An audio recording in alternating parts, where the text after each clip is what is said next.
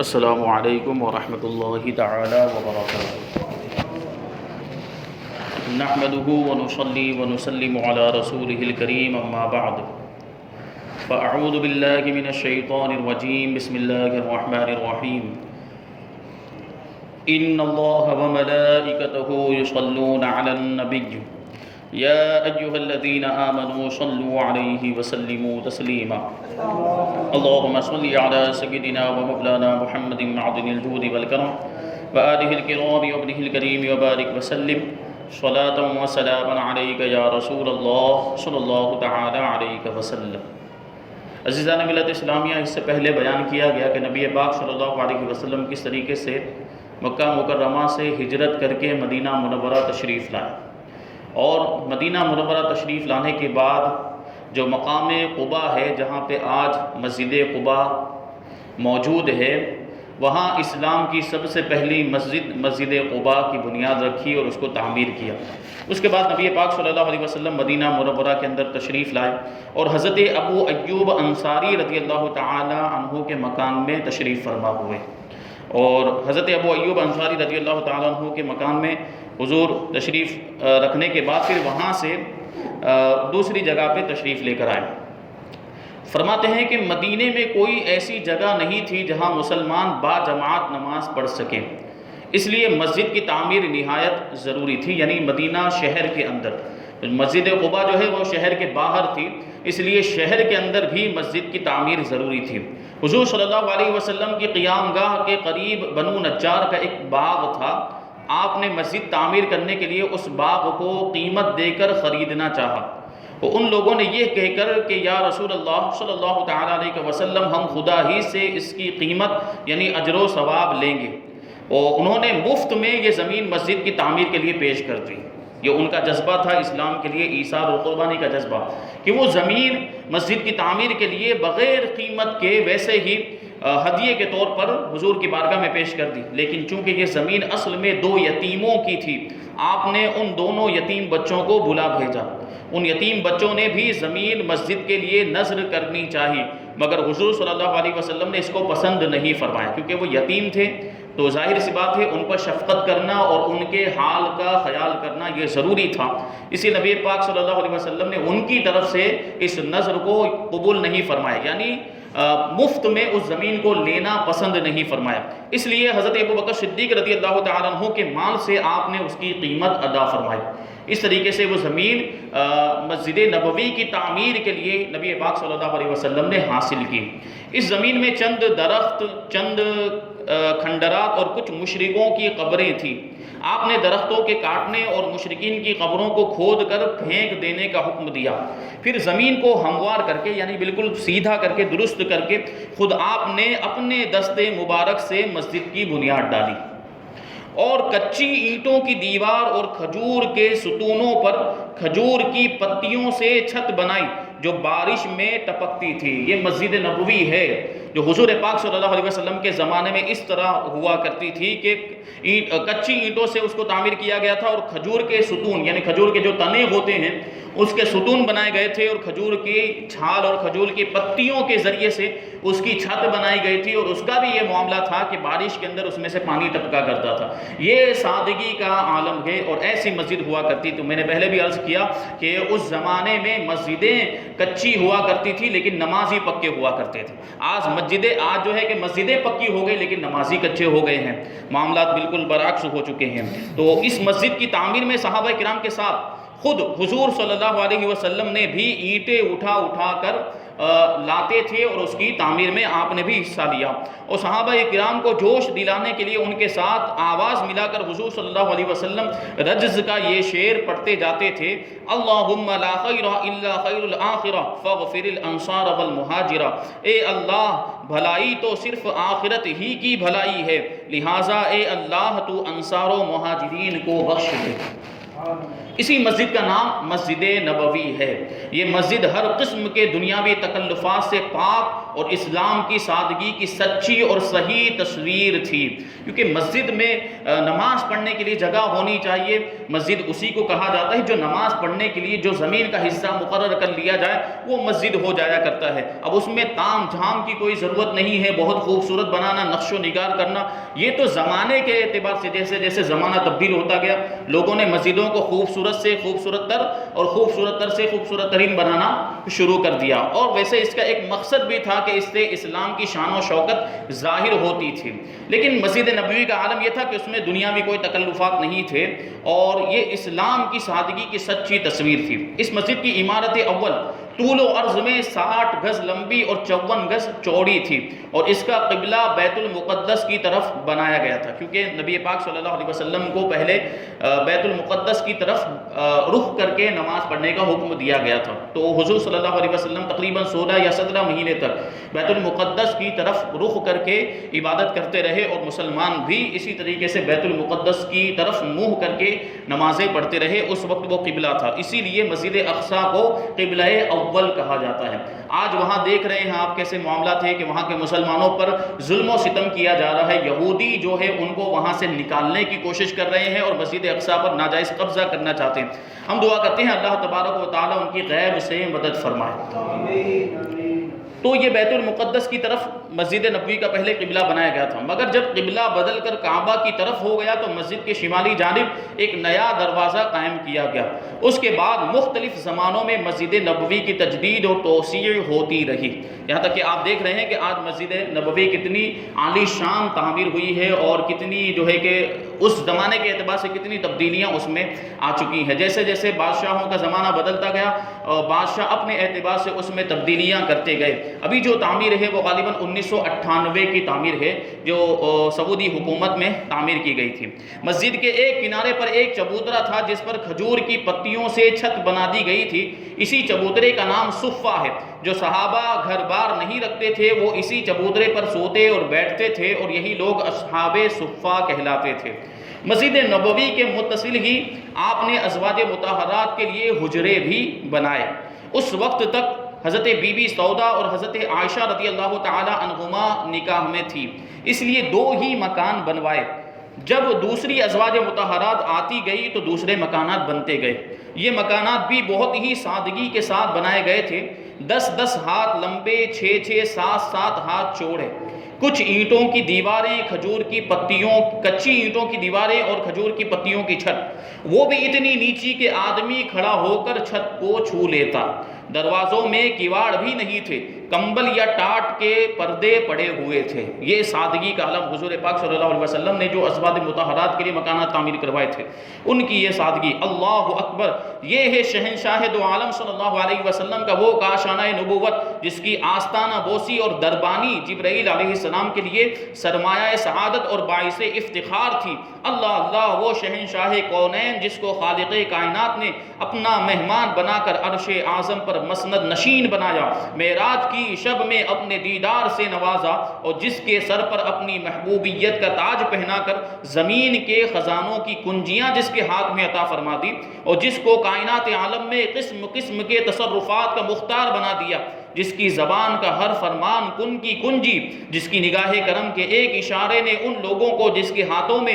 اونٹوں کی مہار رہتی تھی انہیں اقوام عالم کی قسمت کی لگام عطا فرما دی۔ اللہ اکبر، وہ تاجدار رسالت جو سلطان دارین اور شہنشاہ کونین کے، اس کی حرم سرا کا، ان کے مکان کا یہ عالم۔ اے سورج بول، اے چاند بتا، تم دونوں نے اس زمین کے بے شمار چکر لگائے ہیں، مگر کیا تمہاری آنکھوں نے ایسی سادگی کا کوئی منظر کبھی دیکھا ہے اور کہیں بھی دیکھا ہے؟ یہ سادگی کا عالم تھا حضور پاک صلی اللہ علیہ وسلم کا کہ پوری کائنات کی سرداری آپ کو عطا فرما دی گئی اور پوری کائنات کا آپ کو شہنشاہ بنا دیا گیا، لیکن سادگی ایسی کہ گھر جو ہے وہ اس میں جو چھت ہے وہ کھجور کے پتیوں سے بنی ہوئی ہے، اور دیوار کچی اینٹوں سے بنی ہوئی ہے، اور دروازے میں کیواڑ کی جگہ پر جو ٹاٹ پڑے ہوئے ہیں۔ یہ سادگی تھی نبی پاک صلی اللہ علیہ وسلم کی۔ اللہ تبارک و تعالی ہمیں بھی اس سادگی کا صدقہ نصیب فرمائے۔ مہاجرین جو اپنا سب کچھ مکہ مکرمہ میں چھوڑ کر مدینہ چلے گئے تھے، ان لوگوں کی سکونت کے لیے بھی، ان کے رہنے کے لیے بھی حضور صلی اللہ علیہ وسلم نے مسجد نبوی کے قرب و جوار ہی میں انتظام فرمایا۔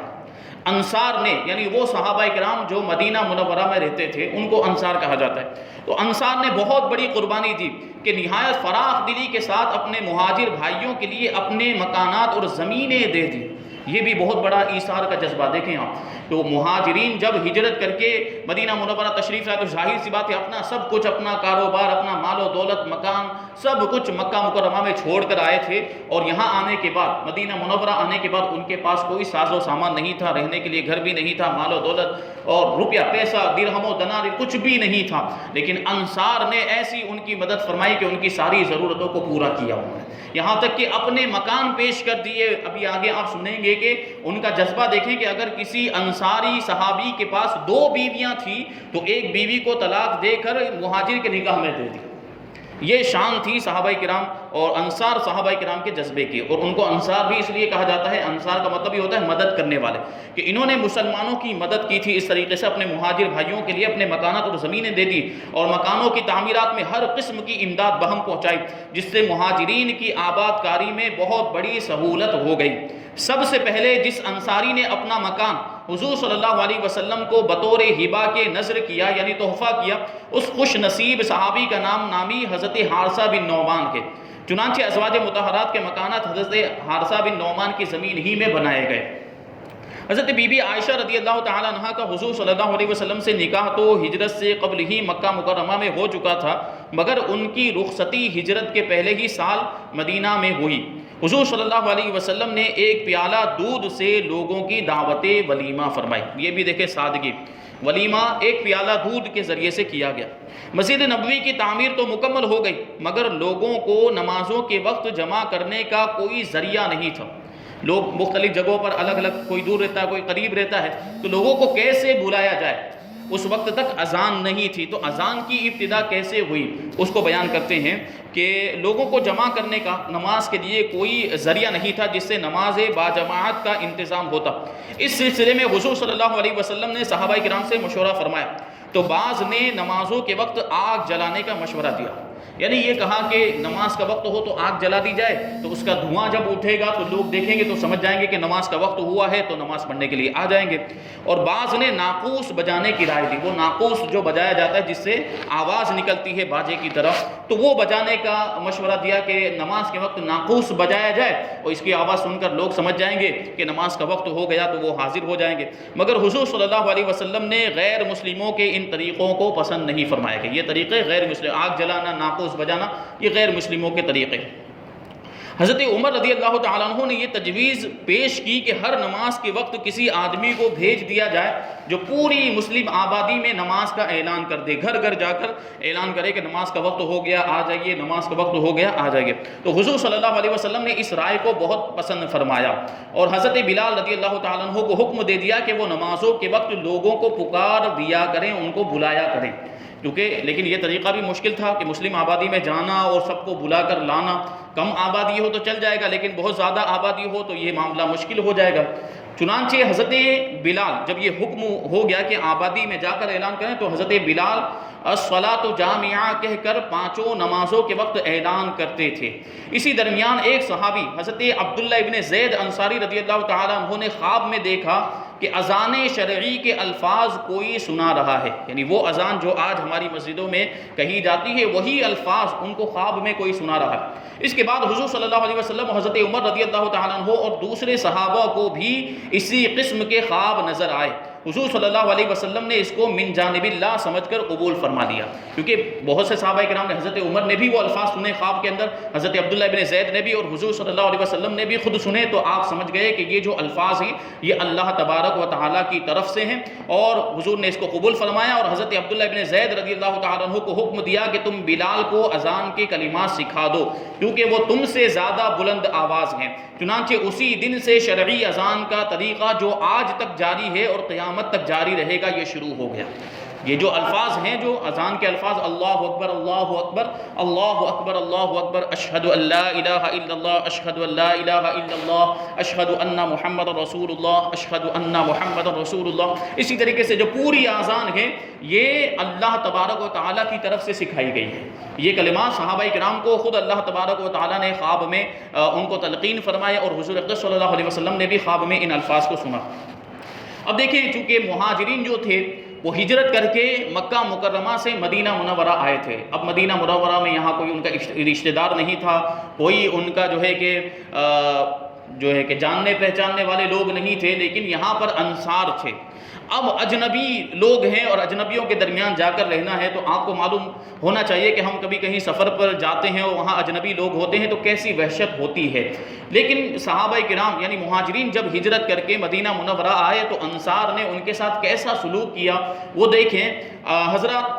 مہاجرین چونکہ انتہائی بے سر و سامانی کی حالت میں بالکل خالی ہاتھ اپنے اہل و عیال کو چھوڑ کر مدینہ آئے تھے، اس لیے پردیس میں مفلسی کے ساتھ وحشت و بیگانگی اور اپنے اہل و عیال کی جدائی کا صدمہ محسوس کرتے تھے۔ اس میں شک نہیں کہ انصار نے ان مہاجرین کی مہمان نوازی اور دل جوئی میں کوئی کسر نہیں اٹھا رکھی، لیکن مہاجرین دیر تک دوسروں کے سہارے زندگی بسر کرنا پسند نہیں کرتے تھے، کیونکہ وہ لوگ ہمیشہ سے اپنے دست و بازوں کی کمائی کھانے کے خوگر تھے۔ اس لیے ضرورت تھی کہ مہاجرین کی پریشانی کو دور کرنے اور ان کے لیے مستقل ذریعہ معاش مہیا کرنے کے لیے کوئی انتظام کیا جائے، ان کے لیے کاروبار کا بھی انتظام کر لیا جائے، تجارتوں کا، کہ وہ خود کما کر خود کھائیں۔ وہ کب تک انصار کے بھروسے پر رہتے اور ان کی مدد پر زندگی بسر کرتے؟ اس لیے حضور صلی اللہ علیہ وسلم نے خیال فرمایا کہ انصار و مہاجرین میں رشتہ اخوت یعنی بھائی چارہ قائم کر کے ان کو بھائی بھائی بنا دیا جائے، تاکہ مہاجرین کے دلوں سے اپنی تنہائی اور بے کسی کا احساس دور ہو جائے اور ایک دوسرے کے مددگار بن جانے سے مہاجرین کے ذریعہ معاش کا مسئلہ بھی حل ہو جائے۔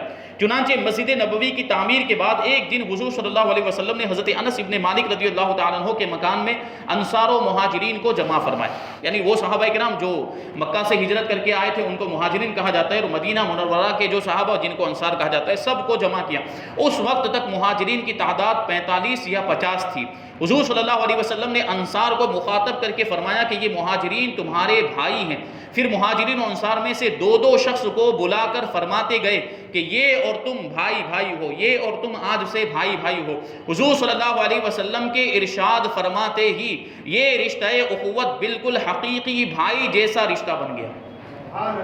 دونوں اجنبی تھے، مہاجرین اور انصار، ان کا پہلے سے کوئی رشتہ نہیں تھا، لیکن حضور پاک صلی اللہ علیہ وسلم کے الفاظ کی تاثیر دیکھیں کہ ایک مہاجر اور ایک انصار کو بلا کر دونوں سے نبی پاک صلی اللہ علیہ وسلم نے صرف اتنا ارشاد فرمایا کہ آج سے تم دونوں بھائی بھائی ہو، تو ان دونوں کے درمیان ایسی محبت پیدا ہو گئی جیسے حقیقی بھائیوں کے درمیان ہوا کرتی ہے۔ یہ حضور کے الفاظ کی تاثیر،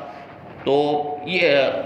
حقیقی بھائی جیسا رشتہ بن گیا۔ چنانچہ انصار نے مہاجرین کو ساتھ لے جا کر اپنے گھر کی ایک ایک چیز سامنے لا کر رکھ دی اور کہہ دیا کہ آپ ہمارے بھائی ہیں، اس لیے ان سب سامانوں میں آدھا آپ کا ہے اور آدھا ہمارا ہے۔ یہ ایثار کا جذبہ دیکھیں آپ۔ حد ہو گئی کہ حضرت سعد ابن ربیع انصاری جو حضرت عبد الرحمن ابن عوف مہاجر کے بھائی قرار پائے تھے، ان کی دو بیویاں تھیں، جو بات میں نے ابھی عرض کی۔ حضرت سعد ابن ربیع انصاری رضی اللہ تعالیٰ عنہ نے حضرت عبد الرحمن ابن عوف رضی اللہ تعالیٰ عنہ سے کہا کہ میری ایک بیوی جسے آپ پسند کریں میں اس کو طلاق دے دوں، آپ اس سے نکاح فرما لیں۔ یہ جذبہ تھا۔ اللہ اکبر! اس میں شک نہیں کہ انصار کا یہ ایثار ایک ایسا بے مثال شاہکار ہے کہ اقوام عالم کی تاریخ میں اس کی مثال مشکل ہی سے ملے گی، مگر مہاجرین نے کیا طرز عمل اختیار کیا، یہ بھی ایک قابل تقلید تاریخی کارنامہ ہے۔ حضرت سعد ابن ربیع انصاری رضی اللہ تعالیٰ عنہ کی اس مخلصانہ پیشکش کو سن کر حضرت عبد الرحمن ابن عوف رضی اللہ تعالیٰ عنہ نے شکریہ کے ساتھ یہ کہا کہ اللہ تعالیٰ یہ سب مال و متاع اور اہل و عیال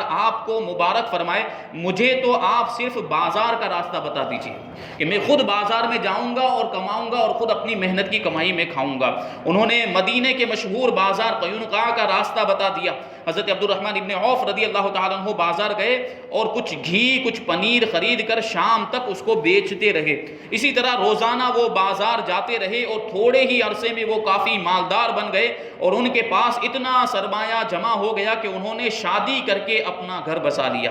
جب یہ بارگاہ رسالت میں حاضر ہوئے تو حضور صلی اللہ علیہ وسلم نے دریافت فرمایا کہ تم نے بیوی کو کتنا مہر دیا؟ تو عرض کیا 5 درہم برابر سونا۔